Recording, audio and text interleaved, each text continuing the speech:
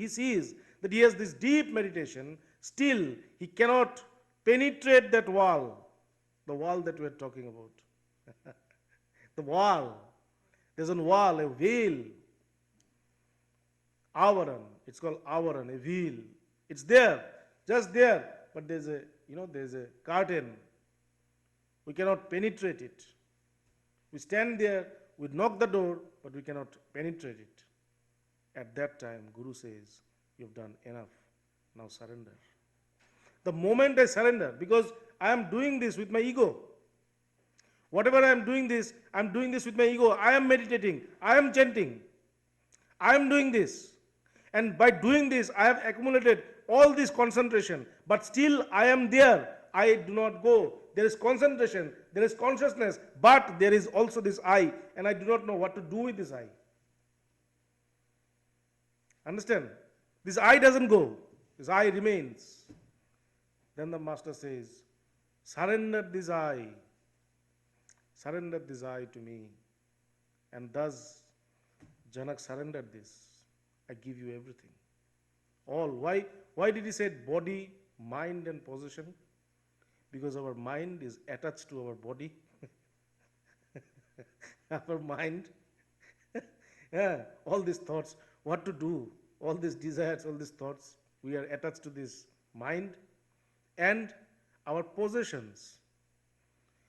A beggar has nothing but a bowl, and that is his only possession. He is very much conscious that he is beggar. He doesn't have anything. He can leave it, but he cannot. That is his possession.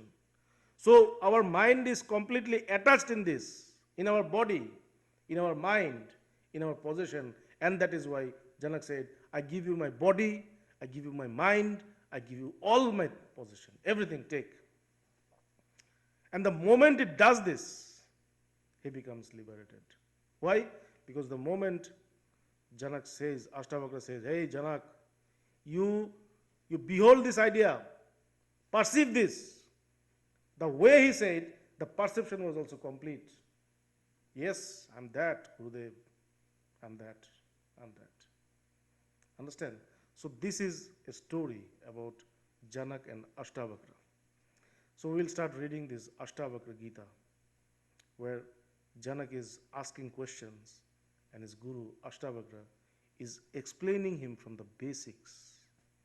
The first question Janak asks, what should I do for this enlightenment? Tell me, O Master. We are talking about enlightenment. We are talking about mukti. We are talking about siddhi. Okay, so what to do? How to do? So the first, sloka, the verse of Astavakra Gita is Jai Ram, Jai Ram. Janak Uvacha. Janak is saying, Kathang Jnana Vapnoti. How can I get this knowledge? Tell me. How? We are talking about knowledge. But how to get it? How can I get this knowledge? Then, Kathang Muktir Bhavishyati. How does this liberation happen?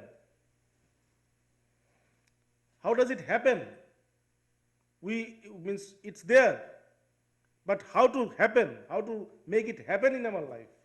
How does this, liberation happen? Tell me. Vairagyam cha katham prapnamedat. How will I attain renunciation? But this renunciation is not wearing this saffron robe. Renunciation means, in Sanskrit, vairagya means they have no attachment towards the external objects. But this does not, this does not complete the sentence. Because the man who is depressed also does not have, any kind of attachment towards the external. He is completely withdrawn. But he is depressed. He is not vairagi. He is not a man. He is not a renunciated man. So what is the, what is the difference between this? Not only from external objects. Vairagya doesn't mean that complete, detachment from the external object. Complete detachment from the external object plus devotion to God, devotion to the Master, devotion to the self. These two makes vairagya. It's not one. that anybody who has no interest in this world is Vairagi. No, no, no. There are many people who do not have any interest in this world. You are talking about coma patient. They also have no interest in the world. They are not Vairagi.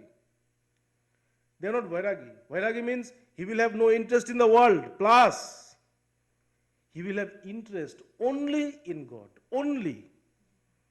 If he has interest, more interest, I like this, I like that. No, not. At one point of time, you have to leave everything. That is why, if you read the life of the yogis,